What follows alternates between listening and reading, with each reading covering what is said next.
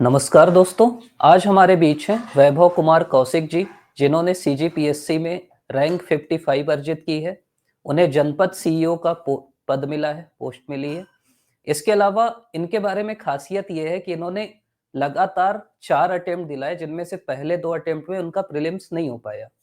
उसके बाद फिर तीसरे अटेम्प्ट में उन्हें पद नहीं मिला, इंटरव्यू तक पहुंचे और चौथे अटेम्प्ट में रैंक 55 मिली है। तो सबसे ज़रूरी चीज़ जो उनके बारे में जानने की है कि लगातार 2 असफलता के बाद प्रीलिम्स में उन्होंने ऐसा क्या किया कि लगातार 2 बार प्रीलिम्स में सफल भी हुए, और वो आपको अच्छे से ये बता पाएँगे कि क्यों असफल होते हैं और क्या करते हैं तो सफल होते हैं, पहली चीज़। दूसरी चीज़ इनके बारे में ख़ास ये है कि इन्होंने, मतलब कई लोग रहते हैं ना कि 10वीं में टॉपर, 12वीं में टॉपर, तो ये टॉपर नहीं थे। मतलब वो जो 80 अबोव, 90 अबोव, ये 10वीं 12वीं में हमारे जैसे साधारण बच्चे थे, जो बाकी बच्चे रहते हैं, और उसके बाद उन्होंने सीजीपीएससी में टॉप किया। मतलब ऐसा नहीं है कि वो बचपन से टॉपर थे, हर क्लास में फर्स्ट आए। तो वो आपको प्रेरित करेंगे कि भई ऐसा उन्होंने क्या किया पीएससी के लिए कंसिस्टेंटली कि वो टॉप कर गए पीएससी। आपको वो ये भी बताएँगे कि मेंस की क्या रणनीति हो, आपको इंटरव्यू की भी रणनीति बताएँगे। तो हम एक-एक करके वैभव जी से इसके बारे में चर्चा करेंगे। सबसे पहले तो वैभव जी, स्वागत है आपका हमारे इस प्रोग्राम धन्यवाद। में। थैंक हाँ थैंक जी। You sir. तो अपन बिना समय गँवाए सीधी मुद्दे की बात करते हैं कि पहले थोड़ा-सा आप बता दीजिए अपने बारे में, जिससे जैसे हम लोग तो आपको जानते हैं, लेकिन जो हमारे श्रोता हैं वो जान पाएँ कि आपकी जर्नी कैसी रही? जी। तो जैसा कि सर ने बताया, मेरा नाम वैभव कुमार कौशिक है और मैं बिलासपुर ज़िले का निवासी हूँ। बिलासपुर ज़िले में एक गाँव है गिरधौना, मैं वहाँ का परमानेंट निवासी हूँ। और प्राइमरी स्कूलिंग मेरी तखतपुर से हुई, नवजागृति स्कूल है वहाँ से। देन 8वीं से 12वीं तक की मेरी जो स्टडी है वो सेंट जेवियर्स हाई स्कूल भरनी, एंड देन मैंने बीटेक कंप्यूटर साइंस किया भिलाई से, श्री शंकराचार्य टेक्निकल कैंपस भिलाई। तो ये मेरी एकेडमिक बैकग्राउंड है। और फिर उसके बाद 2020 से ही मतलब मैंने तैयारी शुरू की थी, और लगातार 4 अटेम्प्ट, और फिर फाइनली इस बार आपके सामने हूँ एज़ अ जनपद सीईओ। जी। तो पहला सवाल मैं ये पूछना चाहूँगा वैभव जी कि मतलब ऐसा आपने क्या किया प्रीलिम्स में? पहली चीज़ कि मतलब आपकी कुछ असफलताएँ थी, आपको वो समझ में हुँ, आया होगा। जैसे आपने बताया पहला अटेम्प्ट तो आप उतना सीरियसली नहीं दिए थे, लेकिन सेकंड अटेम्प्ट आप सीरियसली दिए और आपका वो हुँ, हुँ। क्वालीफाई नहीं हो पाया। इसी बीच मैं जी, आगे चर्चा करूँगा। वैभव जी ने भले इनका ना 2 अटेम्प्ट में उनका प्रीलिम्स नहीं हो पाया। कई लोग केवल प्रीलिम्स पढ़ते हैं, ये लगातार मेंस भी पढ़ते रहे। मतलब ये जी, इसलिए पढ़ते रहे कि जिस दिन प्रीलिम्स होगा, डायरेक्ट सिलेक्शन लूँगा। कई लोग क्या रहते हैं जी। कि प्रीलिम्स प्रीलिम्स फिर प्रीलिम्स जब हो जाता है तो फिर मेंस की तैयारी करते हैं। तो ये भी इनकी खूबी है और ये आपको अच्छे से बता पाएँगे। देखिए, करते सब सेम चीज़ हैं। आप भी हुँ, वही चीज़ कर रहे हैं, तो आपको बस वो तन्मयता से अच्छे से करना है। तो पहला सवाल मैं यही पूछूँगा कि प्रीलिम्स में आपकी पहले 2 अटेम्प्ट में क्या गलतियाँ थी, जिसको आपने हुँ, सुधारा और लगातार अगले 2 अटेम्प्ट में आपने प्रीलिम्स क्वालीफाई किया? हुँ, हुँ। सर, पहले 2 अटेम्प्ट में ना होने के पीछे शायद मैं कुछ वजह याद कर पा रहा हूँ। ये है कि शायद एक तो मेरा सिलेबस अच्छे से कंप्लीट नहीं था, या सिलेबस की अच्छी अंडरस्टैंडिंग नहीं थी। जी, और जो रिक्वायर्ड था प्री में, जो फैक्ट मुझे याद होने चाहिए थे, शायद वो ना रहा हो। एक ये जी, रीज़न है। दूसरा रीज़न मैं ये मानता हूँ कि पहला अटेम्प्ट जैसा कि मैंने मतलब दिया था, बट आई थिंक मेरी तैयारी पूरी नहीं हुई थी अच्छे से। बट सेकंड अटेम्प्ट में मैं प्रिपेयर था कि मुझे था कि नहीं, मैं प्रीलिम्स निकाल सकता हूँ। और वो सेकंड अटेम्प्ट मेरा वही वाला प्री है जो सबसे टफेस्ट वाला, जो प्री हम लोग याद करते हैं ना, 2000 आई जी, थिंक जी। 21 वाला, याद होगा आप हाँ, लोगों को। तो जी, जी। मैंने सबसे बड़ी गलती ये की थी कि मैं पैनिक कर गया था उस 2 घंटे में। जो अच्छा, अक्सर स्टूडेंट कर जाते हैं, जो न्यू मतलब जिनका पहला दूसरा अटेम्प्ट है, वो पैनिक हो जाता है जब पेपर आप देखते हैं। तो वो मैंने गलती की थी। पेपर मैंने देखा और बनाना चालू किया। आई थिंक मैंने सीजीजीएस से स्टार्ट किया था, तो सीजीजीएस के तो कुछ क्वेश्चन बन भी रहे थे। देन जी, मैंने फिर इंडिया जीएस में गया, और फिर 50 में से तो शायद उस टाइम पे, अगर मैं अच्छे से याद कर पा रहा हूँ, तो 15-16 क्वेश्चन ही शायद अटेम्प्ट हो पा रहे थे उस अटेम्प्ट में। तो एक ये हाँ, सेकंड प्रीलिम्स में फेल होने का रीज़न ये था कि मैं पैनिक कर गया था। तो आई थिंक इससे, इस चीज़ से ना आप लोगों को बचना है। पेपर चाहे जी, कैसा भी आए, मॉडरेट आए, ईज़ी आए या हार्ड आ जाए, हुँ, आपको अपनी तैयारी पे भरोसा रखना है कि ये अगर आपने अच्छे से तैयारी की है, ये इम्पोर्टेंट है। तो आपको अपने ऊपर भरोसा कि मैं जो पढ़ के जा रहा हूँ, आई थिंक उसी के आस-पास सभी की तैयारी होगी, उसी लेवल पे। तो एक ये भरोसा कि अगर कोई क्वेश्चन आया है और आपने बिल्कुल भी नहीं सुना है, या आप उससे अवेयर नहीं हैं, तो आप ये कॉन्फिडेंस में आप उस क्वेश्चन को बिल्कुल लीव कर सकते हैं। तो आप इस टाइप से आप कर सकते हैं और फिर उसके बाद 2 अटेम्प्ट फेल होने के बाद 2 अटेम्प्ट लगातार 2 प्री पास करने का शायद रीज़न ये रहा कि जो कमियाँ थी पहले जो नोट्स मेरे प्रॉपर नहीं थे, मैंने नोट्स बनाए। कुछ शायद फैक्ट्स जो मुझसे मिस हो रहे होंगे, जो मेरे नोट्स में नहीं रहे होंगे, उसको मैंने अपना एफर्ट लगाया और किसी बुक से नोट किया। और तीसरा और सबसे इम्पोर्टेंट चीज़ मुझे लगता है कि टेस्ट सीरीज़ जब मैं देता था, तो उसको मैं एनालाइज़ करता था अच्छे से जी, कि मैं कितने क्वेश्चन बना रहा हूँ, कितने मेरे से गलत हो रहे हैं, कौन-कौन से क्वेश्चन को मैं गलत कर रहा हूँ कि क्या मैं स्टेटमेंट वाले क्वेश्चन को गलत कर रहा हूँ, कि मेरे से फैक्चुअल क्वेश्चन गलत हो रहे हैं, वन लाइनर, कि असर्शन रीज़निंग वाले क्वेश्चन मेरे से गलत हो रहे हैं। तो इन सब चीज़ों को मैं थोड़ा देखता था और सेम चीज़ को एक पैटर्न बनाता था कि मैं इसी पैटर्न में जाके प्रीलिम्स अटेम्प्ट करूँगा, कि पहले 50 क्वेश्चन जी, बनाऊँगा, फिर ओएमआर फिल करूँगा, फिर देन नेक्स्ट 50 क्वेश्चन, फिर ओएमआर फिल एंड देन फिर सेकंड राउंड में जाऊँगा। पहले सीजी बनाऊँगा या इंडिया बनाऊँगा, इस चीज़ में मैं नहीं वहाँ पे करता था कि वो तो मैं पेपर देख के आप उसको करेंगे, डिसाइड करेंगे कि आपको पहले सीजी बनाना है कि इंडिया बनाना है। तो एक ये मतलब टेस्ट सीरीज़ का मतलब मैंने यूज़ किया था जी, अपने प्रीलिम्स को क्वालीफाई करने के लिए, तो शायद ये कुछ कारण है, ना होने और होने जी। के पीछे। हाँ, एक चीज़ जो की टेक अवे है आप लोग अभी क्योंकि प्रीलिम्स दिलाने वाले हो, देखिए पीएससी ना इतना सरल भी पेपर पूछ चुका है कि कट ऑफ 140 जाता है और इतना कठिन भी पूछता है कि कट ऑफ हो सकता है 80 चल दे। तो आपको ये जी, समझना है वहीं पे जो वैभव जी ने कहा कि आपको ना अपने ऊपर भरोसा करना है, कि अगर आपसे जी, बन बिल्कुल। रहा है पेपर, तो हो सकता है आप ऊपर तक जाइए। मतलब ये मत सोचिए कि कट ऑफ इतना ही जाएगा यार, पिछली बार गया था तो इससे ज़्यादा नहीं जा सकता। 180 भी जा जी, सकता है कट ऑफ, कुछ भी हो सकता है। बिल्कुल। और कट ऑफ 70 भी जा सकता है। मतलब अगर आपसे नहीं बन रहा है तो पैनिक नहीं होना है कि दूसरे का बनता होगा, जो कई लोगों के साथ होता है। कई लोग बहुत मतलब 60 बना के पेन रख देते हैं कि अब इससे ज़्यादा नहीं बनाना है। तो सीधा-सा वो हुँ, थंब रूल जो आपने बताया कि आपको अपने ऊपर भरोसा रखना है, जितना बन रहा है, आपको ये मानना है कि भई मैं इतना पढ़ा, मेरा इतना बन रहा है, तो बाकी का भी इतना ही बनेगा। और खुश होना है कि नहीं जब दूसरा आपने पैनिक हो गया होगा। जी। जी, बिल्कुल सर, एक कि चीज़ बस आपने मैं ये अगर पूछूँगा आपसे। जी, बताइए? मैं यही कह रहा था कि जो अगर आपने तैयारी अच्छे से की है ना, तो वो भरोसा जी, बिल्कुल आप रखिए अपने ऊपर, बिल्कुल अपने ऊपर डाउट मत कीजिए, कभी भी सेल्फ डाउट ना रखें। अगर तैयारी आपकी अच्छी है, तो बिल्कुल वो स कॉन्फिडेंस आप लेके जाइए वहाँ एग्ज़ामिनेशन हॉल पे। सही बात। मतलब वही है, आधी लड़ाई आपकी पढ़ाई है, आधा एग्ज़ाम हॉल का आपका टेम्परामेंट है। ऐसे बहुत सारे बिल्कुल, लोग रहते हैं जो नहीं पढ़ते, निकाल लेते हैं और ऐसे बहुत बिल्कुल। सारे लोगों को मैं खुद जानता हूँ जो खूब जानते हैं और वहाँ नहीं बना पाते। तो जी, उसके लिए तो तैयार रहना ही है। टेस्ट सीरीज़ का जो आपने महत्व बताया, उसके बारे में अगर थोड़ा विस्तार से बताएँ कि कितनी टेस्ट सीरीज़ लगाना है? आप कैसे लगाते थे? आप केवल पेपर दिला देते थे? कभी-कभी ऐसा भी होता होगा कि आपका नंबर कम आए, तो उससे आप कैसे डील करते थे? डिमोटिवेट होते थे या क्या करते थे? अभी कितनी टेस्ट सीरीज़ बच्चों को लगाना चाहिए और क्या अप्रोच रहना चाहिए? टेस्ट सीरीज़ तो आई थिंक मेरे ख्याल से एक ही मतलब सफिशिएंट होता है। एक टेस्ट सीरीज़ आप जॉइन कीजिए। आपको लगता ही है कि ये कहीं न कहीं मुझे फ़ायदा नहीं पहुँचा रहा, तो एक आध और भले कर सकते हैं, वो भी घर में लाके मार्केट में अवेलेबल होता है, तो आप घर में लाके सॉल्व कर लीजिए। बाकी एक टेस्ट सीरीज़ सफिशिएंट होता है, तो एक ही करिए, ज़्यादा ना करिए तो बेहतर हो। दूसरी बात कि मैंने कैसे यूज़ किया टेस्ट सीरीज़ को, तो जैसे अक्टूबर-नवंबर के बाद एक प्री वाला सीज़न स्टार्ट हो जाता है और उसी टाइम से मतलब टेस्ट सीरीज़ भी स्टार्ट होते हैं सभी जगह। तो मैं थिंक जो अपना शेड्यूल होता था, वो जो पढ़ने का जो है वो टाइम टेबल, वो टेस्ट के टाइम टेबल के हिसाब से बनाता था। अच्छा, कि जैसे बुधवार या फिर संडे को टेस्ट हो रहा है, तो एक मैं वो सब्जेक्ट पकड़ के रखूँगा, उसके साथ एक दूसरा जीएस का सब्जेक्ट पकड़ूँगा, उसके साथ एक मैं सीसेट का सब्जेक्ट पकड़ के चलूँगा और एक करंट अफ़ेयर। तो अपने दिन को मैं ऐसे 3-4 भागों में बाँट के सो दैट कि एक ही सब्जेक्ट को मैं पकड़ के 1 हफ्ता ना खींच रहा हूँ। मतलब ये दिमाग में था जी, कि कई बार होता है कि हिस्ट्री पकड़ के बैठ गए और 1 हफ्ते तक वो खत्म ही ना हुआ।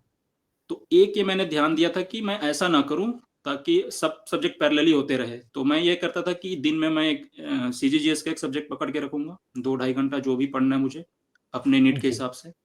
इंडिया जीएस का एक सब्जेक्ट, इंडिया जीएस के इनफैक्ट 2 जीएस के सब्जेक्ट, एक जो टेस्ट होने वाला है क्योंकि हफ सप्ताह भर आपके पास समय है या फिर जो भी है तो उसमें हो जाता है। एक और कोई जो जीएस का सब्जेक्ट पकड़ लीजिए जिसको आपको रिवाइज़ करना हो, आधे 1 घंटे जिसको पढ़ना हो, जिसको आपने पहले पढ़ा हो और उसको रिवाइज़ करना सो दैट वो दिमाग से उतर ना जाए। और एक हाँ, सीसेट का लैंग्वेज या फिर मैथ्स और करंट थोड़ा-सा रात में पढ़ता था मैं करंट, थोड़ा-सा क्योंकि लाइट होता है करंट और सोने से पहले या जो भी 1 घंटा या आधे घंटे का समय रहता है उसमें करंट पड़ता था। और मैं ये एक चीज़ स्ट्रेस करना चाहूँगा कि मैथ्स का जो इम्पोर्टेंस है प्रीलिम्स और मेंस दोनों में, तो आप मैथ्स जो है ना वो प्रीलिम्स के पहले से अक्टूबर या उससे पहले से बनाना स्टार्ट कीजिए और मेंस के पहले तक बनाइए उसको। तो जी, वो प्रीलिम्स तो आपको पास कराएगा ही सीसेट, बाद में वो आपको 50 मार्क्स जो है मेंस में, उसमें आपको एक बेहतर रैंक दिलाने में मदद करेगी। क्योंकि ना आप जी, मैथ्स में चाहे कितने भी अच्छे हों, अगर आप प्रैक्टिस नहीं कर रहे हैं, तो बिलीव मी वो मेंस में जाके आपको धोखा देगा क्योंकि 45 से 50 मिनट में आपको वो 50 मार्क्स के मैथ्स बनाने हैं और अगर एक भी गलती हुई, आप पैनिक कर गए एक क्वेश्चन में, तो वो पेपर फिर खराब होता है मैथ्स का। तो एक तो ये सीसेट का है मैं तो एक ये मतलब टेस्ट सीरीज़ को मैं इस तरीके से यूज़ करता था। एक तो शेड्यूल बनाने में, उसके हिसाब से मैं अपना दिन का मतलब पूरा शेड्यूल बनाता था और एक पहले मैंने जो बताया कि उसको मैं एनालाइज़ करता था कि टेस्ट देके आ गया तो उसका डिस्कशन भी होता था जहाँ मैं टेस्ट देता था, जी। वो मैं देखता था। टेस्ट के बाद वो डिस्कशन कि वहाँ पे बताते थे कि इसका आंसर ये होना चाहिए, इस क्वेश्चन को अप्रोच कैसे करना था। तो इन सब चीज़ों को देखता था और बाद में फिर अपना परफॉर्मेंस की मैंने क्या मतलब कितने क्वेश्चन अटेम्प्ट किए, मतलब मेरे कितने गलत हुए, कौन-कौन से क्वेश्चन जो मैंने पहले बता चुका है। तो इस तरीके से उसको मैं यूज़ करता था एनालाइज़ करके। हाँ, मतलब सीधी-सी बात ये है कि अगर आप टेस्ट दिलाएँ और उसको एनालाइज़ नहीं कर रहे हैं, तो आपका टेस्ट दिलाने का जी, कोई मतलब नहीं है। मतलब आपको एनालाइज़ अगर 2 घंटे टेस्ट दिलाने का निकाल रहे हैं, तो 4 घंटे कम से कम उसको एनालाइज़ करिए और जो गलतियाँ हैं, हुँ, उसको दूर करना है। एक चीज़ और आपने जो बताई कि जो आपको फाइनल एग्ज़ाम में रणनीति बनाना है, जैसे अटेम्प्ट करना है, वैसे आप टेस्ट सीरीज़ में भी उसको वो करिए, मतलब उसकी ये प्रैक्टिस करिए। कई लोग क्या करते हैं, डायरेक्ट वहाँ जाके अपना प्रयोग करने लगते हैं, वो नहीं करना है। और तीसरी सबसे ज़रूरी बात कि पैनिक नहीं करना है। आप जैसे मेंस में भी बताया पैनिक नहीं करना है, प्री में भी पैनिक नहीं करना है, क्योंकि अगर आप पैनिक किए, तो आपका एग्ज़ाम गया। इंटरव्यू में भी नहीं करना है, मतलब ये जो तीनों स्टेज हैं, अगर आप पैनिक हुए, तो आप वैसे भी बाहर हो रेस से। तो ये सोचो जी, कि यार मैं पैनिक होऊँगा तो वैसे भी बाहर हो जाऊँगा, तो कम से कम नॉर्मल रहूँ। तो आपको कभी ऐसा लगा पैनिक हुए आप मतलब प्री से पहले या मेन से पहले या इंटरव्यू से पहले? सर ये वो कहानी है इसके पीछे भी इस बार मेंस के पहले इसी मेंस के पहले जी। किसी कारण से मेरे अंगूठे में जिस जिस हाथ से मुझे लिखना है उस अंगूठे में एग्जाम मेंस के जस्ट पहले कुछ एक कारण से दर्द हो रहा था जॉइंट में। अच्छा, तो मैं उस कारण से मेंस के 3 दिन पहले स्ट्रेस में था कि मैं कैसे लिखूँगा क्योंकि इसके इसी हाथ से लिखना है और अंगूठे का इम्पोर्टेंट रोल है। तो इस सही कारण मैं बात है। एकदम स्ट्रेस में था और जी। 2-3 दिन पहले नींद आना बंद हो चुका था। उसके बाद फिर मेंस के अरे! दौरान भी मुझे नींद नहीं आई। तो एक वो हुँ, स्ट्रेसफुल सिचुएशन तो था, बट आपका जो एक वीडियो था ना मेंस के जस्ट 1 दिन पहले आपने अपलोड किया था और उसको मैं शाम को आई थी वो वीडियो मैंने देखा था। कि आप उसमें अच्छा। बहुत सारा मतलब बहुत सारी चीज़ें आप बता रहे थे रणनीति के बारे में, मेंस के बारे में उसमें लेकिन एक इम्पोर्टेंट बात जो मेरे दिमाग में घर कर गई थी, वो ये थी कि चाहे कुछ भी हो जाए और आप उसमें शायद उसमें किसी का एग्ज़ाम्पल भी दे रहे थे। मुझे अभी जी, याद नहीं कर पा रहा हूँ मैं, आपने दिया था। तो चाहे कुछ भी हो जाए अ, पैनिक नहीं करना है। चाहे आप अपना एडमिट कार्ड भूल जाओ, चाहे आप कुछ भी भूल जाओ, पैनिक नहीं हाँ, करना है, सब हो जाएगा। तो वो एक बात कहीं न कहीं मेरे दिमाग में घूम रही थी और फिर उस तरीके से कि अब आ गए हैं मेंस दिलाने, अब तो लिख के जाना है, अब कुछ दूसरा रास्ता है नहीं। तो बट फिर सही वही, बात तो है। मैं फिर पहले दिन बाद वो थोड़ा दर्द बढ़ा तो मैंने फिर पेन किलर लेना शुरू किया और फिर पेन किलर 2-3 दिन तक खाया मेंस जब तक ना हो गया और फिर उस तरीके से फिर अपना ये वाला मेंस दिया था मैंने। मतलब जो आप सुन रहे हैं ना, तो आप देखिए वैभव जी से सीखिए कि देखिए अंगूठा चोट है आपके, उसके बाद कई लोग ना ऐसे ही छोड़ देते हैं कि ये वाला अटेम्प्ट छोड़ देते हैं करके। आप उसके बाद हिम्मत हुँ, किए पहली चीज़, दिलाए और रैंक आ गया मतलब जब दिलाए होंगे तब आपको नहीं लगा होगा कि मैं टॉप कर जाऊँगा। आपको लगा होगा कि हाँ, चलो दिला देते हैं या जो भी। तो वही है कि आपको अपने ऊपर ना भरोसा रखना है और ये प्रीलिम्स में भी हो सकता है।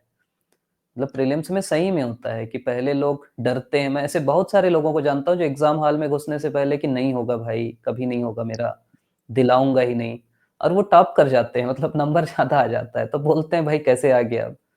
तो असली चीज़ है आपको पैनिक नहीं होना है और वही वो सही चीज़ बता रहा हूँ, आगे के लिए भी ध्यान रखिएगा कि मतलब एडमिट कार्ड जिससे-जिससे पैनिक हो सकते हो ना, एडमिट कार्ड आप डिक्की में एक रख लो, एक अपने पैंट के जेब में रख लो, एक शर्ट के जेब में रख लो, पेन रख लो कई सेट। कई लोग के साथ कई चीज़ होती है। इन्विजिलेटर आजकल ऐसे क्योंकि सेंटर बहुत बढ़ गया है, तो उनसे खुद नहीं आता, वो कभी व्यापम नहीं दिलाए। और वो इतना ज़ोर डाँटते हैं कि तुमको कौन पीएससी दिलाने भेजा। तो आपको किसी से हाँ, नहीं डरना है। कभी गोला गलत हो गया, कुछ भी हो गया। भई आप एग्ज़ाम दिला रहे हैं और कुछ नहीं होता। जो गलतियाँ हुई सब माफ़ होती हैं, पीएससी सब देख लेता है, मैनुअली पढ़ लेता है। तो वो अभी जो आप दिलाने वाले हो, मतलब तैयारी सब रखो लेकिन अगर कोई गलती होती है धोखे से, तो कुछ नहीं होता, सब ठीक हो जाता है, ये ध्यान रखिएगा। अगली चीज़ मैं एक ये पूछूँगा, जैसे अभी आप भी प्रीलिम्स दिलाने वाले होंगे, तो और मान लीजिए पिछला भी जो आपने अटेम्प्ट दिलाया, तो अभी जैसे प्रीलिम्स के लिए 1 महीने बचे हैं मोटे-मोटे, तो हुँ। आपकी क्या रणनीति होती इस अगले 1 महीने के लिए? क्योंकि जो बच्चे अपने को सुन रहे हैं, वो अब आपके हिसाब से अपनी रणनीति भी बनाएँगे। तो आप अगर बताएँ कि कैसे-कैसे आप पढ़ते? जैसे मुझे अभी अगर करना है तो मैं अभी देखूँगा कि रफ़ली शायद 4 हफ़्ते बचे हुए हैं। जी, अगर मैं गलत नहीं हूँ 4 हफ़्ते हैं। जी, तो 4 मैं इस हफ्ते हैं। अपना ये 4 हफ़्तों के हिसाब से डिज़ाइन करूँगा कि 1 हफ़्ते में शायद मैं 1 रिवाइज़ कर लूँ, 1 रिवीज़न हो जाए मेरा, 1 साइकिल जी, हो जाए। दूसरे में दूसरा, तीसरे में तीसरा और ऐसे मतलब अगर 4 नहीं भी हो रहा है तो मैं कोशिश करूँगा कि एटलीस्ट 3 रिवीज़न हो जाए मेरा। बट जी, कोशिश करना चाहिए कि ज़्यादा से ज़्यादा रिवाइज़ हो जाए, रिवीज़न कर ले, तो उसको ध्यान में रखते हुए मैं अपना एक शेड्यूल बनाऊँगा जी, अपने नीड के अनुसार कि मुझे कौन-कौन से सब्जेक्ट में अभी थोड़ा काम करना है। तो एक उसको जैसा कि मैंने शुरू में बताया कि दिन को मैं डिवाइड करूँगा कि मुझे इंडिया जीएस का ये सब्जेक्ट पढ़ना है इस टाइम पे। जी, सीजीजीएस तो पढ़ना ही पढ़ना है, क्योंकि जी, पता ही है आपको कितनी इम्पोर्टेंट है सीजीजीएस प्रीलिम्स निकालने के लिए। तो उसको तो हुँ, डेली पढ़ना ही पढ़ना है, चाहे कुछ भी हो जाए, चाहे कितना भी अच्छा हो आपका सीजीजीएस। तो सही सीजीजीएस बात। एक है, सीजीजीएस का एक सब्जेक्ट है और मैं शायद फिर एक सीसेट का सब्जेक्ट पकड़ूँगा। जी, हिंदी हो गया या छत्तीसगढ़ी और साथ में मैं मैथ्स जो जी, अब इस टाइम पे जो इम्पोर्टेंट इम्पोर्टेंट टॉपिक्स हैं जहाँ से हर साल क्वेश्चन आते ही आते हैं प्रीलिम्स में सीसेट में, तो शायद मैं जी, उस को ना मैं बनाने की कोशिश करूँगा डेली एक टॉपिक और थोड़ा करंट पढ़ूँगा मैं शाम को या रात को, तो शायद मैं जी, इस वे में जाऊँ। तो एक जी, ब्रॉडर प्लान कि 4 हफ्ते में मुझे क्या करना है और एक डे टू डे प्लान कि छोटा टारगेट कि एक दिन में मुझे ये कंप्लीट करना है, दूसरे दिन में ये। तो ऐसा करते-करते शायद मैं अपनी जो तैयारी है वो करूँगा और इस टाइम पे बेसिकली आप शायद रिवाइज़ ही कर रहे होंगे क्योंकि अभी तक जो जितना पढ़ना होगा आपने पढ़ लिया होगा, आपका जो भी कंटेंट तैयार होना हुआ होगा, हो गया होगा। अभी तो नया सब्जेक्ट या फिर नया कुछ कंटेंट आपको बिल्कुल भी आया मैं तो सजेस्ट नहीं करूँगा कि नया कंटेंट कुछ पढ़े। तो जो कंटेंट आपने अभी तक पढ़ रखा है, आपका जो नोट्स होगा, आप उसी को रिवाइज़ कीजिए। मतलब मैं भी यही करूँगा बेसिकली अगर मेरे मेरे जितने भी नोट्स हैं, मैं शायद वो नोट्स ही पढ़ूँगा और कुछ जी, बुक्स में अगर मुझे मैं अगर कंफर्टेबल हूँ कि मैं अगर बुक से रिवाइज़ कर पा रहा हूँ, तो मैं जो भी हाइलाइट किया होऊँगा अपने बुक में, वो वहाँ से मैं पढ़ सकता हूँ। तो आप जी। अपने हिसाब से पढ़ सकते हैं। मतलब की चीज़ ये है कि आपको केवल रिवीज़न करना है। कोई नई चीज़, बिल्कुल, कोई हाँ, नई बुक आ गई मार्केट में, कोई कुछ और आ गया, कोई नया कोई बता दिया, तो आपको वहाँ नहीं भागना है, केवल आपको हुँ, रिवीज़न करना है। आप जो छोड़ दिए मतलब ऐसी चीज़ें, कोई बोला कि यार ये आ ही सकता है, कृषि जनगणना आ सकता है, तो वहाँ नहीं भागना है। तो आएगा तो छोड़ने दो वाली बात है। आपको एक साथ रिवीज़न में करना है और आप जी। सॉरी मैं बीच में इंटरप्ट कर रहा हूँ बट नहीं, नहीं, वो साथ में अच्छा इस लगता है आपको ध्यान जो भी आए बताते जाइएगा बीच-बीच में। रिवीजन के साथ आप कर सके तो एमसीक्यू प्रैक्टिस करते रहिए थोड़ा-थोड़ा डेली-डेली जी, सो दैट वो प्रैक्टिस में बना रहे। कि होता क्या है ना कई बार कि अभी आते जैसे जनवरी मिड आते-आते 20 तारीख तक आते-आते हम टेस्ट सीरीज़ खत्म होते रहेंगे अधिकतर जगहों पे। उसके बाद जी, आखिरी के 10 दिन, 15 दिन हम फिर वो एमसीक्यू के टच में नहीं रहते किसी कारण। तो जी, आप वो लगातार ना थोड़ा-थोड़ा बनाते रहिएगा तो शायद वो प्रैक्टिस में बना रहेगा। तो आप ये थोड़ा सही। रिवीजन प्लस अनसॉल्व्ड प्रैक्टिस करते रहिए। जी। हाँ, मतलब एमसीक्यू वही है कि फिर आपको वो नया नहीं लगेगा, सही बात है। बिल्कुल। और एक जो वैभव जी ने बताया कि आपको ना टारगेट बनाना है। कई बार क्या करते हैं हम पढ़ते जाते हैं, 6 दिन हिस्ट्री पढ़ रहे हैं, 4 दिन पॉलिटी पढ़ रहे हैं। तो आपको डेली टारगेट बनाना है, वीकली बनाना है, ध्यान से रखना है और एक चीज़ जो और अच्छी लगी मेरे को कि जैसे उन्होंने बताया ना बात ही बात में कि छत्तीसगढ़ आपका कितना भी अच्छा है, मत छोड़िए। कई लोग ना हुँ, बहुत कॉन्फिडेंट रहते हैं कि छत्तीसगढ़ तो मैं रट डाला हूँ। मतलब वो सीधी-सी चीज़ है कि छत्तीसगढ़ से 50 सवाल आ रहे हैं, मतलब जितना आप इंडियन जीएस को पढ़ रहे हैं, उतना छत्तीसगढ़ पढ़ना है। उतना कोई नहीं पढ़ता, इसलिए नहीं होता और वही कट ऑफ डिसाइड करता है मतलब और बुक भी जो सब पढ़ते हैं, उसी से आते हैं 42-43 सवाल। 4-5 सवाल कुछ ऐसे आ जाते हैं, लोग उसके पीछे भागने लगते हैं कि ये पंडुम आ गया, ये आ गया, वो आ गया। तो आपको बस अच्छे से वो देखना है। एक चीज़ मैं और पूछूँगा कि ये जो करंट है, जिसका हुआ बना है या लोग डरते हैं थोड़ा-सा, उसके लिए आपकी क्या रणनीति है? मतलब आप क्या बुकलेट आखिरी में पढ़ लेते थे या साल हाँ। भर पढ़ते थे? और अभी हुँ, जो एग्ज़ाम दिलाने वाले हैं, उनको आप क्या सलाह देंगे? जैसे आपको अभी खुद भी पढ़ना है, अभी तक तो आप जी, इंटरव्यू तक की तैयारी कर रहे थे। तो अब आपको जी। जैसे दिलाना है, तो आप कैसे करंट को कैसे कवर करेंगे? 4-5 हुँ, किताबें लेंगे, 1 लेंगे? हुँ। अ, पहले ना सर मैं थोड़ा-सा ये बताऊँगा कि पहले 2 अटेम्प्ट में मैंने क्या गलतियाँ की थी करंट अफ़ेयर को लेके। तो जी, पहले 2 अटेम्प्ट में ना मैं मंथली मैगज़ीन लेता था, या तो दृष्टि की एक मैगज़ीन आती थी मंथली मैगज़ीन, या प्रतियोगिता दर्पण की। जी, हाँ, मंथली मैगज़ीन आती थी। तो वो मैं लेता था, तो शुरू-शुरू में आपको थोड़ा वो को पता नहीं होता, गाइडेंस नहीं होता, तो मैं मंथली मैगज़ीन का भी नोट्स बनाता था, जी। सो दैट मैं उसको प्री के पढ़ूँगा। हुँ, बट हुँ। वो मुझे हेल्प नहीं पाया, क्योंकि मैं सोचो जो कंपाइल फॉर्मेट में ऑलरेडी है मंथली मैगज़ीन, उसको मैं और कंपाइल जी, करके नोट्स बना रहा था कि ये सही मेरे बात। काम आएगा प्रीलिम्स में। तो ये एक गलती मैं कर रहा था शुरू के 2 अटेम्प्ट में। तो उसके बाद तीसरे अटेम्प्ट में मैंने किया कि मैं करंट अफ़ेयर को लेके इतना ज़्यादा, मतलब मैं एफर्ट नहीं लगाऊँगा। मैं नॉर्मल न्यूज़पेपर पढ़ूँगा, उसके बाद यूट्यूब का सहारा लूँगा मंथली वीडियो या फिर वीकली वीडियो को आजकल बहुत सारे चैनल में बनाते हैं, तो वो मैं देख लिया करूँगा।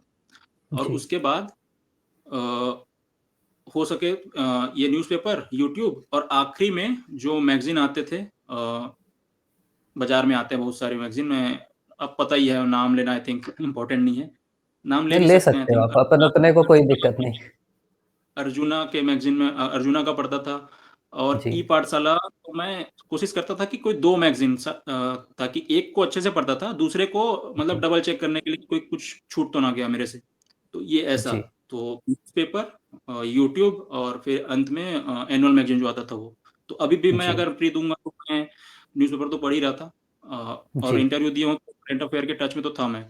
तो अभी अगर मुझे प्रीलिम्स देना है तो मैं जो एनुअल मैगज़ीन जो आएगी वो मैं उठाऊँगा और मैं पढ़ूँगा। तो बेसिक बस यही करना है। जी, एक चीज़ और मैं पूछूँगा कि आप जो पेपर हल करते थे फाइनल एग्ज़ाम में, जैसे जिस दिन प्रीलिम्स होगा, तो आप हुँ। कैसे पूरा पेपर एक साथ बना लेते थे या राउंड में बनाते थे? मतलब आपकी अपनी रणनीति क्या थी? साथ में गोला आप कैसे भरते थे? एक साथ जी, भरते थे या कैसे भरते थे? थोड़ा-सा उसको अगर जी। डिटेल में आप बता पाएँ? बहुत ज़रूरी क्वेश्चन है, क्योंकि बाद में फिर प्रॉब्लम होता है प्रीलिम्स के बाद, होने होने के बाद। तो मैं करता था कि जो मैं, जैसे मैं पहले बताया कि मेरा टेस्ट देते-देते एक पैटर्न बन जाता था। तो मैं करता था कि जी, पहले 50 क्वेश्चन मैं बनाऊँगा, चाहे कोई भी सेक्शन हो, सीजीजीएस हो चाहे इंडिया जीएस हो। तो पहले जी, 50 बनाने के बाद मैं बबल फिल करूँगा। दूसरे 50 बनाने के बाद मैं बबल फिल करूँगा। ये पहला राउंड ही है। पहले 50, दूसरा जी, 50, बबल फिल, बबल फिल। फिर ये एक राउंड पूरा 100 क्वेश्चन मैंने पढ़ लिया। अब दूसरे राउंड में जाऊँगा। तो फिर दूसरे राउंड में मैं करता था कि क्योंकि समय कम बचता था, तो फिर ये पहला राउंड हो गया, फिर दूसरे राउंड में क्वेश्चन जो मैंने मार्क किए रहते थे कि इसको आके मुझे रिव्यू करना है, देखना है। अगर वो क्वेश्चन मैं बन रहा है मुझसे, तो उतने टाइम में तुरंत फिर मैं बबल फिल करता था। एक क्वेश्चन बना, बबल फिल, दूसरा क्वेश्चन बना, बबल फिल। सेकंड राउंड की बात कर रहा हूँ। पहले राउंड में तो जी, पहले पूरा 50 बनाता था, बबल फिल किया, फिर अगला 50, फिर बबल फिल, ये पहला राउंड हो गया। फिर सेकंड राउंड में क्वेश्चन बना, बबल फिल, क्वेश्चन बना, बबल फिल। तो ये पैनिक ना हो अंत में जाके कि ये पूरा बबल फिल करना बचा है। ये एक माइंड में चलते रहता है कि अरे बबल फिल करना है, बबल फिल करना है, आखिरी के 10 मिनट, आखिरी के 10 मिनट। तो कई बार वो फिर गलतियाँ होती है कि एक गलत हाँ, बबल फिल हो गया, देन फिर आपको पता ही है क्या होगा। तो सही उसको बात अवॉइड है। करने के लिए मैं ये एक पैटर्न बना के रखा था मैंने। नहीं, ये सही बात है मतलब ना एक तो हम लोग जैसे कभी-कभी इन्विजिलेशन की भी ड्यूटी करते हैं, बच्चे ना आखिरी के 10 मिनट बचा के रखते हैं बबल फिल करने के लिए और अचानक फिर वो पैनिक हो जाते हैं। तो हुँ, आपको ना बबल तो पहले ही भर लेना है, वो वाला नहीं करना है। कई लोग करते हैं कि डेढ़ घंटे पहले पूरा बनाएँगे, फिर फिल करेंगे। पहले राउंड में भले आप एक साथ कर लीजिए 1 आध घंटे बाद, लेकिन और एक चीज़ मैं और बोलूँगा बस ऐड करूँगा कि अभी जैसे जो मेंस का पैटर्न है, पीएससी हो सकता है कि अब थोड़ा-सा डिस्क्रिप्टिव में जाए, प्री में भी, कि बड़े सवाल दे। अभी तक तो सीधे-सीधे सवाल आते थे।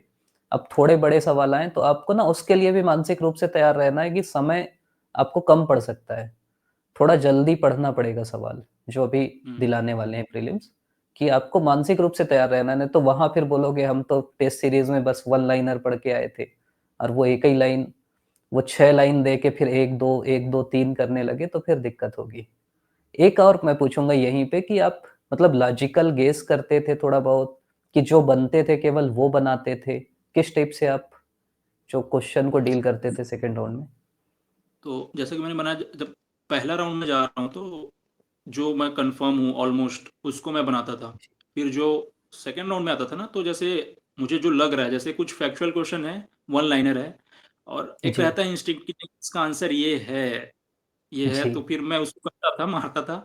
और जो स्टेटमेंट वाले क्वेश्चन होते थे, तो अगर मैंने कुछ ऑप्शन एलिमिनेट कर दिए हैं, तो अगर मान के चलो मैंने 2 ऑप्शन एलिमिनेट कर दिए हैं, तो मैं उसमें चांस लूँगा। 2 ऑप्शन ही बचे जी, हैं, तो शायद मुझे चांस लेना चाहिए, और मैं उसमें लेता था।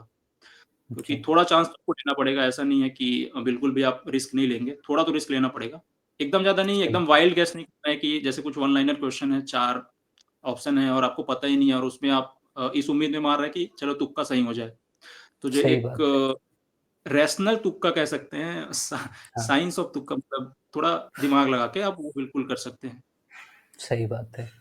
एक चीज़ और कि ये जो अ, मतलब पेपर 1 और पेपर 2 के बीच का जो गैप रहता था, उसको आप कैसे यूज़ करते थे? कई लोग को मैं जैसे जनरली देखता हूँ कि वो पेपर 1 पकड़ लेते हैं, मोबाइल में सर्च करने लगते हैं, इसका उत्तर क्या है, उसका उत्तर क्या है? तो आप उस समय जी। को मतलब एक आप कैसे करते थे और एस्पिरेंट्स को आप क्या सलाह देंगे कि वो क्या करें इस 2 ढाई घंटे के टाइम में? तो ये तो आपको बिल्कुल नहीं करना है कि आप पेपर पे 1 हो गया और आप आंसर चेक कर रहे हैं, ये तो बिल्कुल नहीं करना है, ये तो बिल्कुल एडवाइजेबल नहीं है। पेपर 1 हो गया, उसको साइड में रख दीजिए, बैग में डाल दीजिए, और लंच कीजिए, थोड़ा खाइए, जो भी फ्रूट्स आप लेके गए हैं साथ में, थोड़ा अपने आप को हाइड्रेट कीजिए, पानी पीजिए अच्छा।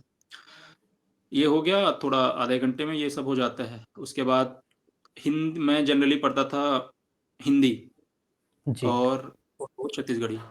तो हुँ, मेरा जो नोट्स था हिंदी का, मैं उसी को पलटाते रहता था कि अच्छा ये आ सकता है, देखते रहता था। तो ये करता था, और थोड़े से कुछ मैथ्स के कुछ फ़ॉर्मूले होते थे, तो वो मैं नोट करके गया होता था एक पेज में, तो वो देखता था।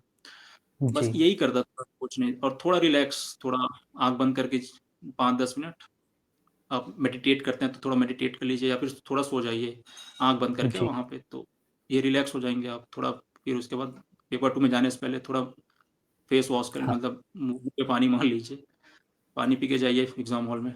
बस ये बेसिक चीज़ें हैं।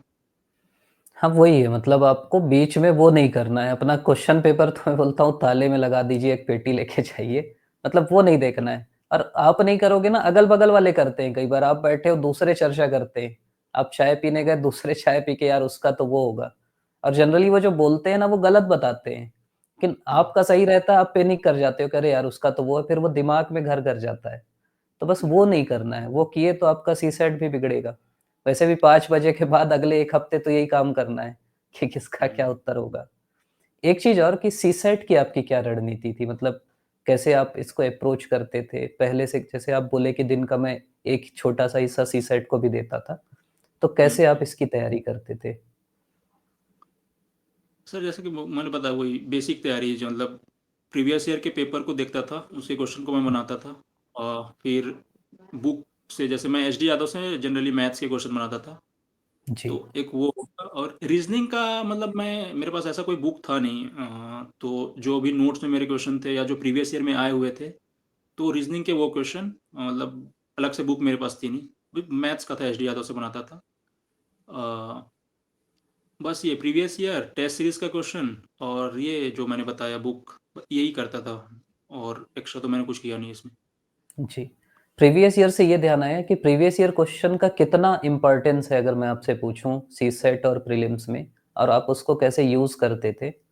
उसके बारे में अगर थोड़ा-सा बताएँ? सर, आई थिंक बहुत ज़्यादा इम्पोर्टेंस है प्रीवियस ईयर क्वेश्चन का, मतलब बहुत ही जी, ज़्यादा। कि जैसे अगर मेरे शुरू के 2 अटेम्प्ट में मेरे प्री क्लियर नहीं हुए, तो आई जी, थिंक उन 2 साल के पेपर को मैंने, मतलब मैं बिल्कुल यहाँ पे आके सिर्फ़ इंटरव्यू दे रहा हूँ इसलिए झूठ नहीं बोलूँगा।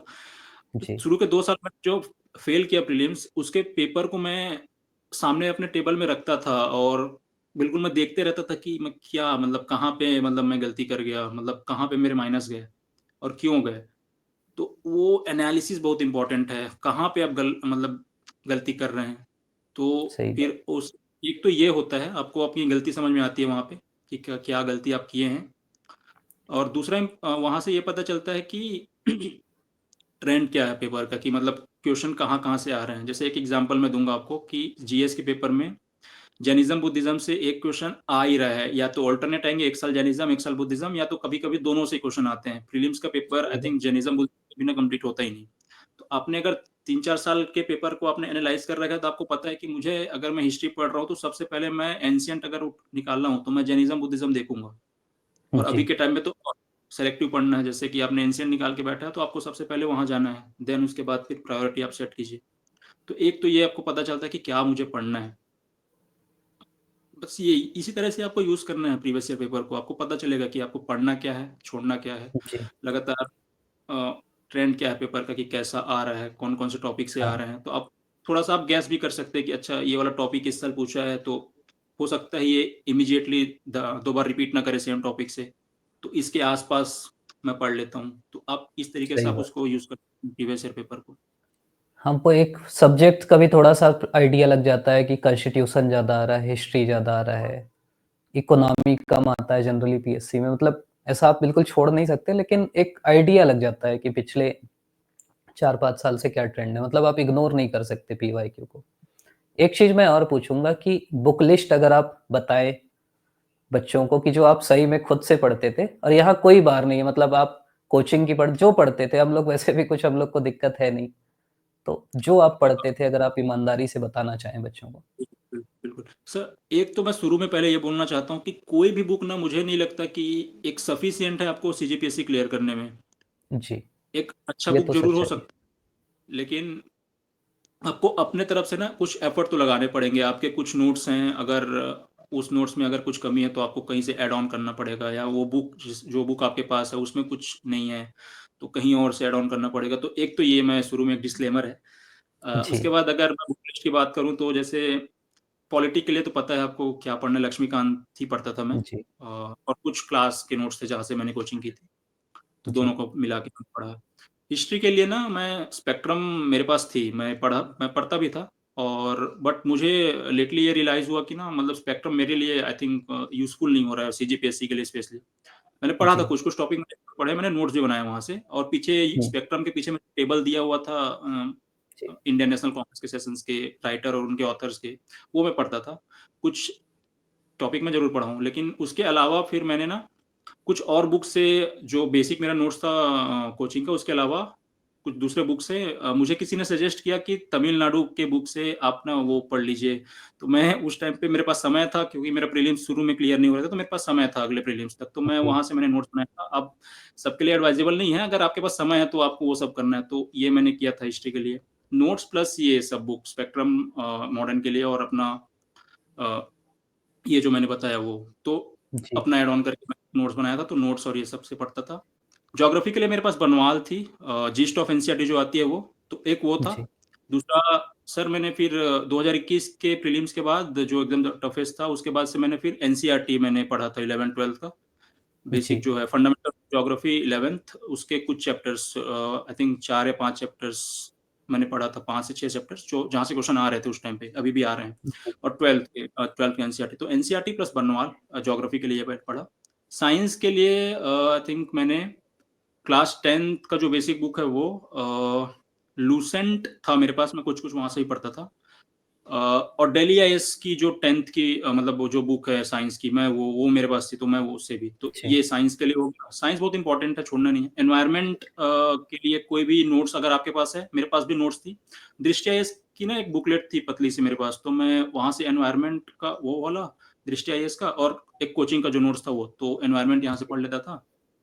इंडिया जीएस में आई थिंक मैं कुछ छोड़ रहा हूँ क्या? ये कुछ मेजर सब्जेक्ट हैं। अ, हिस्ट्री, पॉलिटी, इकोनॉमिक्स इकोनॉमी। जी, इकोनॉमिक्स का मेरे पास क्लास नोट्स था, तो वो पढ़ता था। उसके अलावा दृष्टि आईएएस की ये जो मैं बुकलेट कह रहा हूँ ना, ये वही जो मैं मंथली मैगज़ीन लेता था, तो वो लोग सप्लीमेंट देते थे कुछ स्टैटिक सब्जेक्ट के। अच्छा, अच्छा। मैं जी, जी, लेता था तो मेरी नज़र इन सब में पड़ गई कि अच्छा ये मेरे काम आ सकते हैं, जो ये लोग प्रॉपर है बढ़िया कंपाइल करके देते थे, तो ये नोट्स मेरे काम आती, मतलब ये कम मैं कलेक्ट करता गया। तो इकोनॉमिक्स का जी। वो जो कंपाइल फॉर्मेट में था मंथली मैगज़ीन में, वहाँ से प्लस मेरा नोट्स जो है, और प्लस डेली आईएएस का जो इनकी जो नोट्स है, वो। अच्छा, मैं समझ अ, गया, वो जो दृष्टि की जो मंथली बुकलेट आती है उसमें वो देते हैं प्रीलिम से पहले, जी, जी, इकोनॉमी बिल्कुल, कुछ बिल्कुल। 25-30 पेज इसका वो। हाँ, हाँ, हाँ, हाँ। जी, जी, तो वो मेरे काफ़ी यूज़फुल था कि अगर आपको एकदम कंपाइल फॉर्मेट में जो इम्पोर्टेंट है वो पढ़ना है, तो उसमें रहता है वो। तो जी। वो मैं उससे पढ़ लेता था, और आई थिंक इंडिया जीएस के ये सारे जी। सब्जेक्ट तो कवर हुआ है शायद। हाँ, सारे छत्तीसगढ़ किससे आप कवर करते थे? अ, स सीजीजीएस में इनिशियली का जो मतलब मेरा जो नोट्स बना हुआ था, वो जहाँ से मैंने कोचिंग जी, किया था, नोट तो था ही, प्लस हरिराम का जो जी, छत्तीसगढ़ जीएस का जो आता है वो। और सिंस मेरा जी, ये जर्नी लॉन्ग रहा है, मतलब काफ़ी 4 साल का है, तो इसके बीच में मैंने गीतेश अमरोही जी की हिस्ट्री की मैंने पढ़ी थी, जी, कल्चर, कल्चर मैंने पढ़ा था। इसके अलावा राम कुमार बिहार मैंने पढ़ा था, जी, पूरा तो नहीं, बट कुछ पार्ट एंशियंट मैंने शायद वहाँ से पढ़ा था। एलन वर्मा ज्योग्राफी के लिए कुछ कुछ पार्ट जो मुझे पढ़ना जरूरी लगा, जिसके डेटा चेंज नहीं होते ज्योग्राफी में, जैसे कि सॉइल हो गया, फिजिकल फीचर्स वाले जो चैप्टर्स हो गए वो हो गए। जी, तो ये जहाँ मतलब स्टैटिक होना है डेटा, मतलब वहाँ पे डेटा से मतलब नहीं है। एग्रीकल्चर, हाँ, इंडस्ट्री, इन सब में डेटा चेंज होते रहते हैं, तो उसको आपको इकोनॉमिक सर्वे से पढ़ना है। तो एलन वर्मा, तो इस तरीके से मतलब सब चीज़ का मतलब मेरे पास समय था, तो मैंने ये कुछ बुक्स पढ़ लिए, जी, नोट्स था तो नोट्स से मैंने पढ़ लिया, और अंत में इनके जो आता है छत्तीसगढ़ जीएस का, हरिराम का, मैंने वहाँ से भी पढ़ा है। जी। मतलब वही चीज़, आप कोचिंग की भी कोई बुकलेट पढ़ रहे हैं ना, जिससे भी पढ़ रहे हैं, उससे हम्म। आप अच्छे से बार-बार पढ़ते रहिए। मतलब सभी में लिखा तो सेम चीज़ है। मतलब बिल्कुल छत्तीसगढ़ बिल्कुल। में कोई ऐसी नई चीज़ तो है नहीं। बस आपको उस पे भरोसा करना है और लगातार पढ़ना है बस। अ, अब अपन जी, बताइए? भाई मतलब जैसे छत्तीसगढ़ के कुछ स्टैंडर्ड बुक्स अगर आपने पढ़ रखे हैं ना, तो मतलब इसका ये फायदा होता है कि कोई अगर आप कोई बुक गाइड जैसा आप उठा रहे हैं, तो आपको जी, पता होता है कि जो चीज़ें इसमें लिखी गई है ना, वो सही है कि गलत है। कहीं पे अगर सही गलती से बात। कुछ गलत लिखा गया है, तो आपको पता चल जाता है कि नहीं नहीं ये गलत है। और वो इसलिए आता है कि आपने कुछ बुक्स पढ़ रखी हैं, तो ये एक सही फायदा बात। होता है। तो आप थोड़ा कोशिश कीजिए, अगर आपके पास समय है इनिशियली, तो आप थोड़ा कुछ इन बुक्स को पढ़िए। हाँ, क्योंकि वो मेंस में भी काम आती है। आपका कभी ये उद्देश्य तो किसी का रहता नहीं कि केवल प्रीलिम्स पास कर लें। बिल्कुल। तो ये सब किताबें मेंस में पर्याप्त काम आती हैं। अपनी बात प्रीलिम्स में ही बहुत लंबी खिंच गई। अब मैं थोड़ी-सी चलिए। मेंस की बात करूँगा और मैं वैभव जी को ये बोलूँगा कि जैसे ही प्रीलिम्स होता है, हम लोग एक लंबा इंटरव्यू करेंगे मेंस के लिए।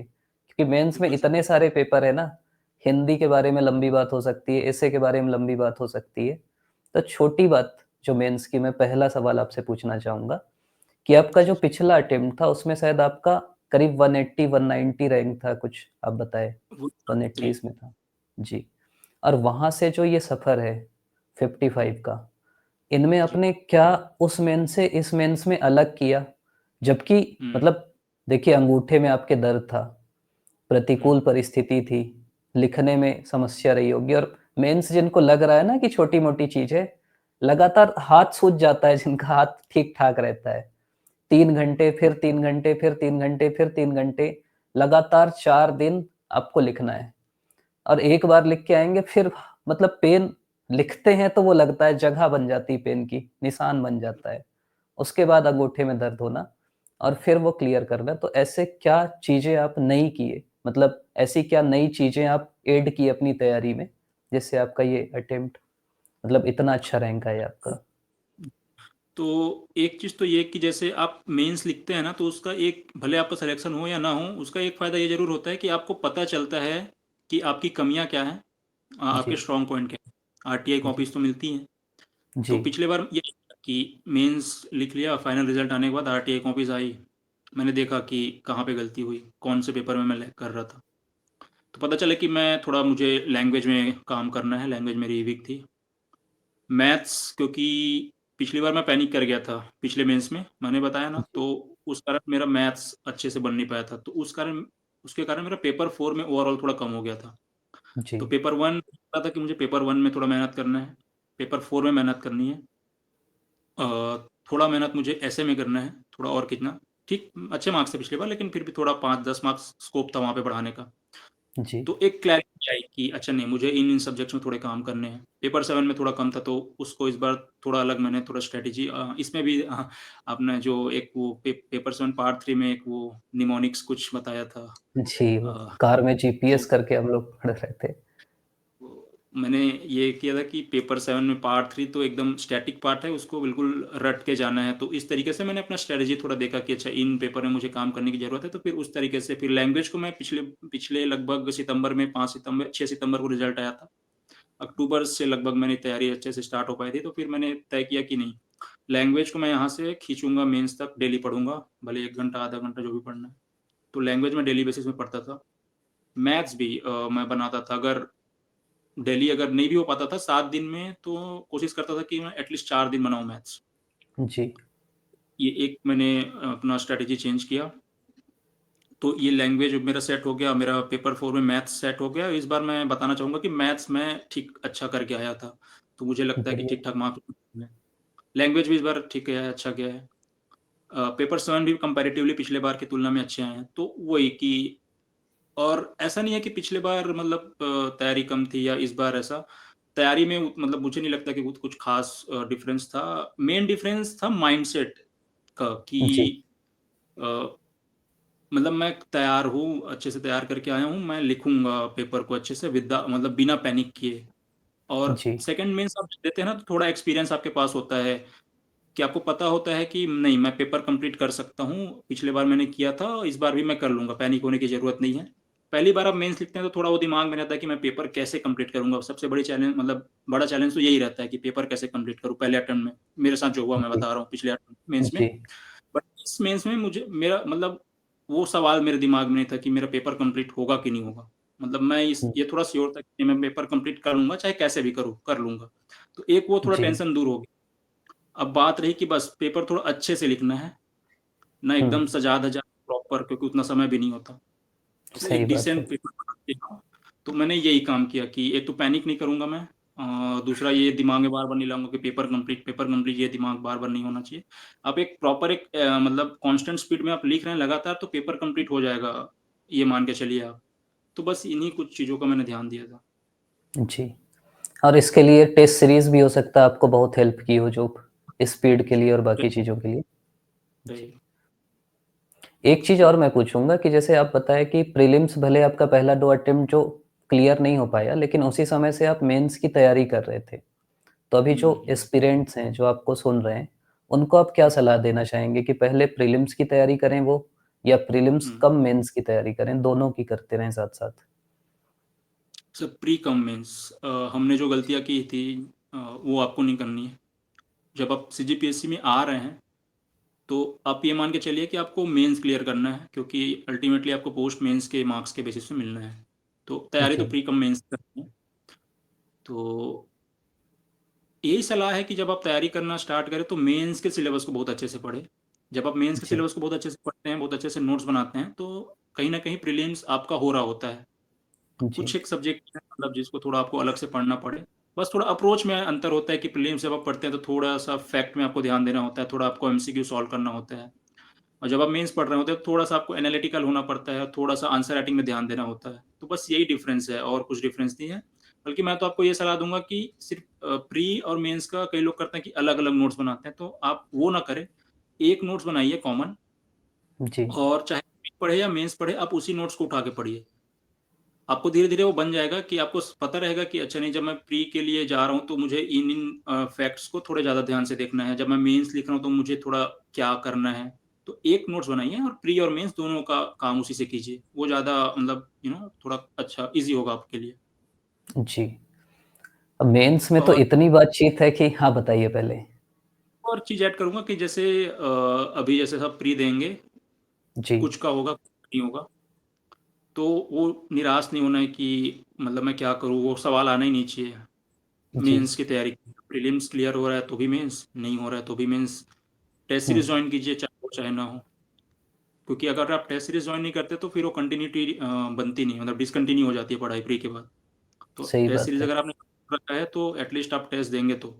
भले 100% सिलेबस कवर करके नहीं जाएँगे टेस्ट दिलाने, लेकिन कम से कम पढ़ेंगे तो 60-70% के साथ भी अगर जा रहे हैं तो आप एटलीस्ट पढ़ रहे हैं, तो टच में रहेंगे। तो वो कंटिन्यूटी आप बनाए रखिए। जी। हाँ, ये बहुत ज़रूरी बात आप बोले कि ये जो समय रहता है ना प्रीलिम्स से मेंस के बीच का, जिनका हो जाता है वो तो भिड़ के पढ़ते हैं, जिनका नहीं हुँ, होता वो बहुत इस समय मतलब आराम सेफ ज़ोन में चल देते हैं। तो हुँ, आपको भी ये मानना है कि यार मेंस तो मेरे को दिलाना ही है इस बार, नहीं तो अगले बार। तो आप तैयारी करिए वो 3 महीनों में अच्छे से।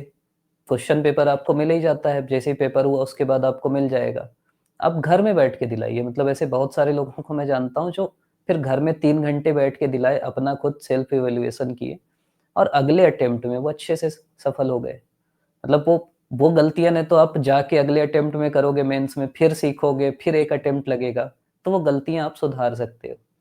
मेंस में वही है कि बात ना बहुत है पूछने की, क्योंकि सबसे ज़्यादा डाउट भी बच्चों का इसी में होता है और एक-एक पेपर के बात है, जैसे एसे में अपन लंबी बात कर सकते हैं, पेपर 3 में कर सकते हैं, पेपर 7 की आपको बात की है, उसमें कर सकते हैं, लैंग्वेज में कर सकते हैं, सबकी अलग-अलग बुक लिस्ट है। तो मैं आपसे मतलब यहीं पे अभी से आपसे अनुमति लूँगा कि जैसे ही प्रीलिम्स होता है, अपन ना उसके लिए लंबा वीडियो बनाएँगे, उसमें जितना टाइम लग जाए, एक-एक चीज़ों बिल्कुल पे सर। अच्छे से बात करेंगे। अब अपन थोड़ा-सा आ जाते हैं इंटरव्यू पे, कि हुँ। इंटरव्यू की आपकी क्या रणनीति रही? आपने कैसे तैयारी की? और कैसा आपका अनुभव रहा इंटरव्यू में? कई लोग जो माहौल बनाते हैं कि सीढ़ी कितनी होती है, बटन कितने हैं, तो कैसा आपसे मतलब एक आप मोटी-मोटी अगर रणनीति बनाएँ और अनुभव बताएँ अपना तो? तो इंटरव्यू में ना बेसिकली आपसे 2 या 3 या 4 जगहों से सवाल पूछे जाते हैं। जी, एक तो ऑब्वियसली बायोडाटा जो आपने दे रखा है, वहाँ से क्वेश्चन जी, आएँगे, आने हैं, शुरुआत वहीं से होनी है। जी, स्टैटिक पार्ट आपने जो जो कुछ पढ़ रखा है, अगर आपका बैकग्राउंड उससे मैच कर गया, तो जैसे आप हिस्ट्री वाले हैं, तो हिस्ट्री से सवाल कर लिए, तो एक स्टैटिक जी, होता है। बायोडाटा एक स्टैटिक, जी, करंट कुछ पूछ लिए। बस इन्हीं कोई 3 या 4 एरिया है जहाँ से ये लोग सवाल करते हैं। तो बायोडाटा में क्या अपना नाम, अपना गाँव, नाम, गाँव, कहाँ से हैं आप? तो इन सब के जी, बारे में अच्छे से आपका जो बैकग्राउंड है, उसके बारे में सवाल करते हैं वो लोग। अगर आपकी कुछ हॉबीज़ हैं, तो वहाँ से सवाल आपने अगर कुछ अचीव किया है, जैसे कुछ लोगों ने किसी को कुछ स्कॉलरशिप मिला होगा, कुछ एनएसएस में होंगे, इस तरीके से, तो यहाँ से कुछ सवाल। तो ये बायोडाटा मेन होता है, यहीं से मोस्टली जो क्वेश्चन ये लोग करते हैं, वो बायोडाटा से ही होता है। और थोड़ा बहुत अगर इनको पूछना है, तो थोड़ा स्टैटिक पूछेंगे, थोड़ा-सा अगर इनको कुछ पूछना है, तो करंट पूछेंगे। बस इन्हीं जी, इसी के इर्द-गिर्द पूरा घूमते रहता है। और इस बार का इंटरव्यू एक्सपीरियंस मेरा मैं कहूँगा पिछली बार से थोड़ा अच्छा था। पिछली बार क्योंकि ना पहला इंटरव्यू थोड़ा डर रहता है, तो उस कारण थोड़ा-सा पैनिक मोड में था मैं। इस कारण थोड़ा-सा कम मार्क्स मिले थे पिछली बार और इस बार थैंकफुली सब अच्छा रहा। तो अ, अच्छा गया इस बार का मतलब सारे जो क्वेश्चन वो लोग पूछ रहे थे वो मेरे रेंज में थे, तो मैंने अच्छे से जवाब भी उसका दिया। और बाकी मेरे बोर्ड में सांडिल मैडम का बोर्ड था, उसमें विनय कुमार पाठक सर जी थे उस दिन। हमारे x DGP DM Awasthi sir थे और रे सर थे, तो एक पैनल बहुत अच्छा था उस दिन। तो जी, इनके मेरा इंटरव्यू हुआ था, तो अच्छा गया था इस बार एक्सपीरियंस मेरा अच्छा था। बढ़िया। अब जो इंटरव्यू की जो अगली स्टेज रहती है रिज़ल्ट वाला दिन, अपने को पता रहता है कि आज रिज़ल्ट आने वाला है, फिर रिज़ल्ट आता है, आपका पीडीएफ में नाम दिखता है, तो वो अगर आप अनुभव बताएँगे कि इतने दिनों की तपस्या, तैयारी, तो कैसा वो अनुभव था? आपका, आपके घरवालों का क्या अनुभव था? आपको लग रहा था कि नाम आ जाएगा? अगर आप उसको थोड़ा-सा बताना चाहें। वो एक्सपीरियंस जो है वो मतलब वर्ड्स में मैं कैसे एक्सप्लेन करूँ उसको आपको फ़ील जी, करना पड़ेगा सिलेक्शन लेके। अ, अलग सरियल एक्सपीरियंस था। हम लोग क्योंकि पता रहता है रिज़ल्ट आने वाला है, तो बैठे हुए थे सब इंतज़ार में, सब एक साथ, फैमिली वाले सब। मेरे फ़ोन में नोटिफ़िकेशन आया नहीं था, बट मेरे एक दोस्त के अमन है मेरे साथ में तैयारी कर रहा था, वो तो दोस्त है, तो वो कॉल किया मुझे, तो मैंने बोला वो मुझसे कहता है कि बधाई हो 55वीं रैंक आई है, तो मुझे तो पहली बार विश्वास नहीं अरे! मेरे फ़ोन में तो आया नहीं है नोटिफ़िकेशन, तो कैसे? तो फिर मैंने क्रॉस चेक किया, मैंने अपने फ़ोन में चेक किया, थोड़ा फिर उसके 2 सेकंड बाद आया, तो फिर पीडीएफ दिखा, नाम दिखा।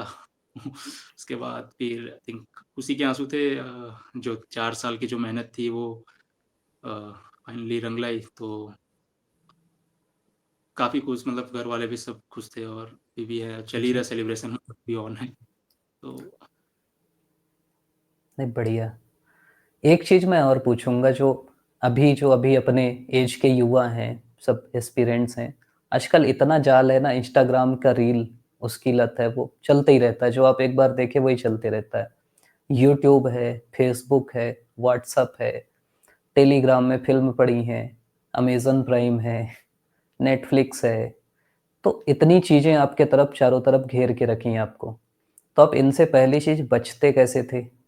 या इसका मतलब जैसे आप बोले आप यूट्यूब का यूज़ भी करते थे, लेकिन यूट्यूब खोलो तो अच्छी चीज़ों के अलावा बाकी चीज़ें भी आ जाती। मतलब वो बुरी चीज़ें नहीं है, लेकिन वो आपकी तैयारी के लिए ज़रूरी नहीं है। तो आप हुँ। कैसे सोशल मीडिया का और बाकी चीज़ों का, आपके फ़ोन का कैसे इस्तेमाल करते थे? मतलब आप तैयारी कैसे अच्छे से कर पाए? अगर आप सलाह देना जी। चाहें? सर, अभी के टाइम पे मुझे नहीं लगता कि जैसे मैं कोई अपने आप को इन सब चीज़ों से रोक सकता है यूज़ करने से। तो मैंने भी मतलब मैं इंस्टा यूज़ करता था, यूट्यूब में मतलब मैं यूज़ करता था, ये वीडियोज़ देखता था। इन सभी चीज़ को मैं यूज़ करता था, बट हाँ, ये आपके ऊपर है कि आप उसको कैसे यूज़ करना चाहते हैं। तो इसमें सेल्फ कंट्रोल बहुत इम्पोर्टेंट है। जब जी, आपको पता है कि आपको आपका एम क्या है, आपको अल्टीमेटली सीजीपीएससी क्लियर करना है, तो अगर आप 2-2 घंटे अगर रील देख रहे हैं तो नहीं होने वाला ना, मतलब आपका तो सही समय बात वेस्ट है। होगा। तो ये आपके ऊपर है। रील देखना देखिए, ज़रूर देखिए, बिल्कुल अब मना तो नहीं है, करना अभी के टाइम पे देखना ही है, हाँ, तो देखिए अपना कंट्रोल, वो कुछ टाइमर सेट कर लीजिए। आजकल तो हर ऐप में टाइमर होता है कि 15 मिनट से ज़्यादा ना चले, वो अपने आप बंद हो जाता है। तो उस तरीके से कुछ करिए, या फिर सेल्फ कंट्रोल रखिए कि अपने ऊपर, अगर आपको अपने ऊपर इतना मतलब, तो एक वो ज़रूरी है, सेल्फ कंट्रोल रखिए और फ्रूटफुल यूज़ कीजिए। जैसे यूट्यूब में करंट अफेयर के वीडियोज़ देखिए, कुछ टॉपिक्स अगर आपको समझ में नहीं आए हैं क्लास में, तो उसको आप देखिए। और आजकल तो चैट जीपीटी का ज़माना है, तो उसका यूज़ कीजिए अपने आंसर को और अच्छा बनाने के लिए। मैंने भी किया था मेंस के टाइम पे। तो जी। इस तरीके से आप उसको यूज़ कीजिए, और पता है आपको, जब आपका एम क्या है, सीजीपीएससी क्लियर करना है, तो आप बिल्कुल आप ज़्यादा समय वेस्ट नहीं कर सकते सोशल मीडिया में। आप इस बात को ज़रूर ध्यान में रखिए। ये सही बात है। मतलब कई लोग का मैं देखा कि वो ना काम की चीज़ें फ़ॉलो करते हैं। जैसे इंस्टाग्राम में एक दोस्त है मेरा, वो दूसरा अकाउंट बना लिया और उसमें केवल वो चीज़ें फ़ॉलो करता है जैसे सीएमओ छत्तीसगढ़, गवर्नमेंट की बिल्कुल। कोई वेबसाइट। तो वो हुँ, इंस्टा भी जब स्क्रॉल कर रहे हैं तो काम की चीज़ें दिख रही।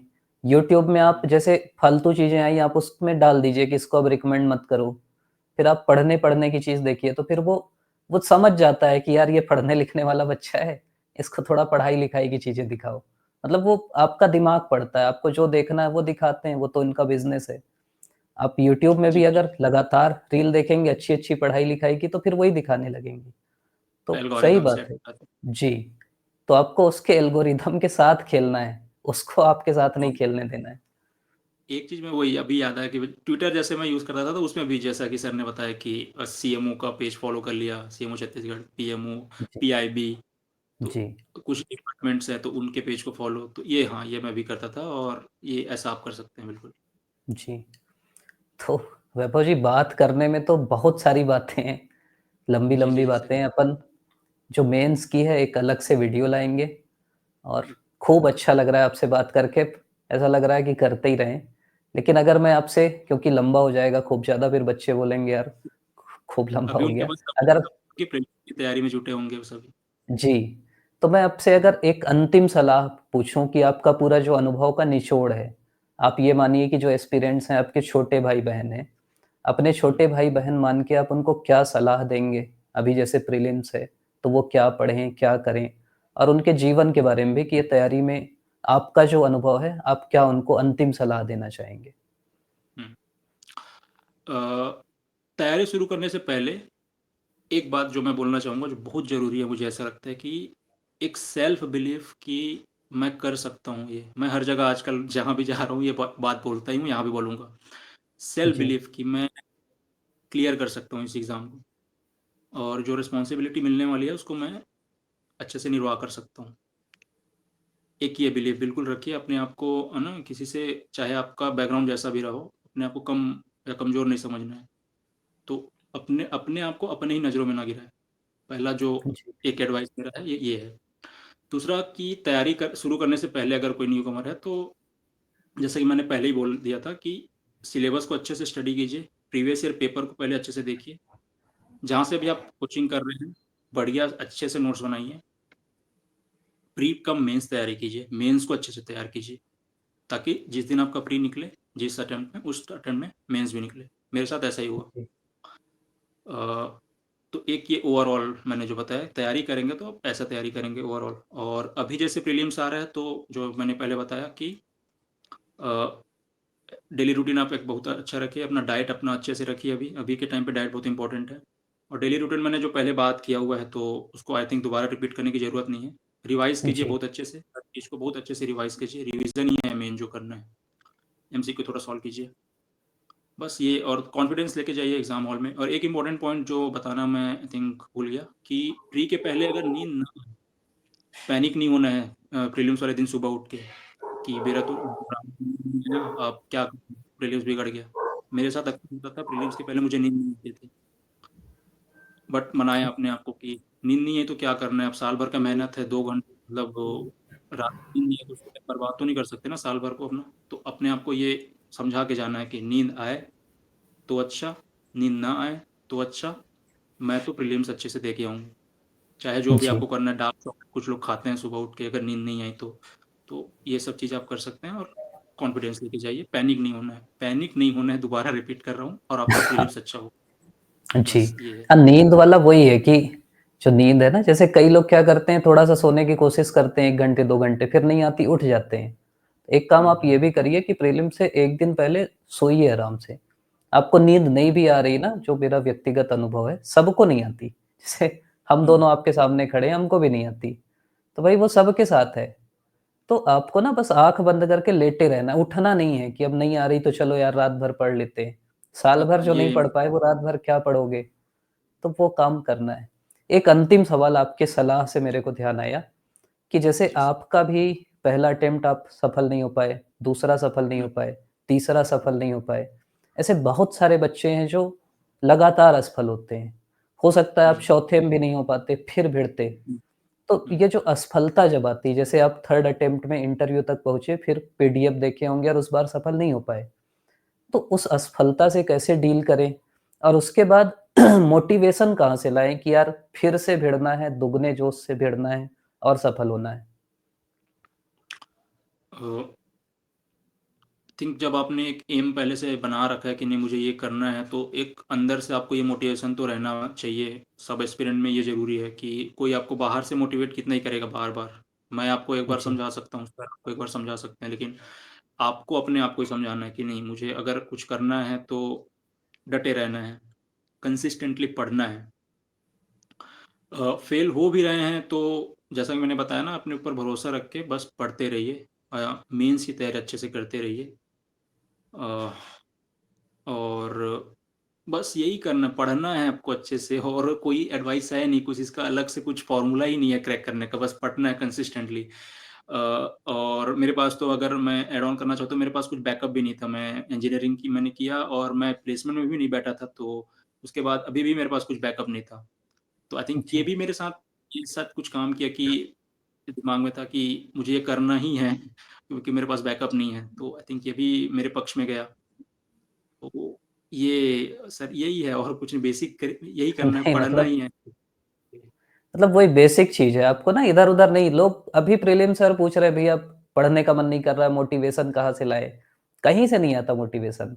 जो बोले ना वैभव जी कि आपको बस पढ़ना है, कुछ मत सोचो इधर-उधर और पढ़ रहे हो तो इस फील्ड में आए हो तो असफल होगे, 1 बार होगे, 2 बार होगे, लेकिन सफल एक ना एक दिन ज़रूर होगे। आपके सामने ये उदाहरण बैठे हैं, ऐसे बहुत सारे उदाहरण आपको मिलेंगे कि लोग असफल होते हैं और फिर सफल होते हैं। ऐसा कोई नहीं है जो बिल्कुल दिलाते गया एक बार में हर जगह सफल हुआ और ऐसे लोग हैं तो वो 1-2 ही हैं, उससे ज़्यादा आपको नहीं मिलेंगे। मैक्सिमम लोग असफलता के बाद सफल होते हैं, जो गलतियाँ हैं उसको सुधारिए और भिड़िए। वैभव जी, सही में बहुत अच्छा लगा और लग रहा है और बात करते रहें, लेकिन अभी प्रीलिम्स है बच्चों का, तो अपन जी, बिल्कुल। कोशिश ये करेंगे कि इसके बाद फिर से एक इंटरव्यू लें। आप हमारे बीच आए, आपने इतनी अच्छी-अच्छी बातें की बच्चों से और सबसे अच्छी चीज़ कि दिल से बातें की, मतलब जो सच्चाई है ना, समझ में आ जाता है कि जो आप किए वो आप बताएँ। तो उसके लिए आपका हम लोग की तरफ से, सभी बच्चे जो आपको सुन रहे हैं, सभी एस्पिरेंट जो आपको सुन रहे हैं, उन सभी की तरफ से दिल से धन्यवाद। Thank you so much sir, अपने चैनल में मुझे आमंत्रित करने के लिए धन्यवाद। जी, थैंक यू।